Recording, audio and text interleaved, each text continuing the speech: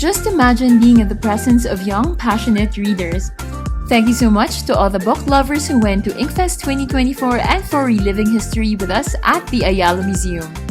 Adarna House featured Ang Ambisyosong Istetoskop, a book about Jose Rizal as their installation as a nod to the 50th anniversary of the dioramas in Ayala Museum.